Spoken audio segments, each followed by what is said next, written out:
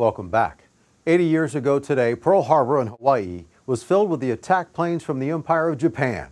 Hundreds of Americans were killed that morning. WAND's Doug Wolfe reports a Decatur man was lucky to escape just 2 days earlier. It was the day President Franklin Roosevelt said would live in infamy.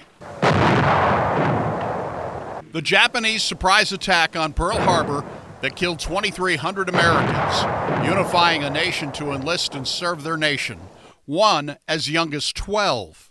A gentleman by the name of Calvin Graham was a Navy serviceman who enlisted in Houston, Texas after the attack on Pearl Harbor. I pray to God this is never allowed to happen again. An annual tradition, the placement of a memorial wreath by the Naval Reserves on Lake Decatur, and the playing of taps by the Macon County Honor Guard. Among those attending the commemoration at Lake Decatur, Mark Birch, whose father, William, was on an aircraft carrier that had left Pearl Harbor just hours earlier. My dad sailed out of Pearl Harbor on December 5th at 8 o'clock in the morning, less than 2 days before the attack. The Japanese were looking to attack the carrier fleet in an attempt to cripple America's ability to fight back. But those carriers were gone, including Birch's carrier.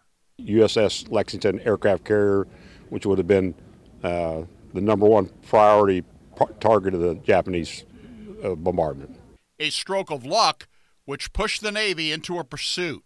They were out doing maneuvers, luckily, and then they spent the next 3 days trying to chase the Japanese fleet down, but with no success.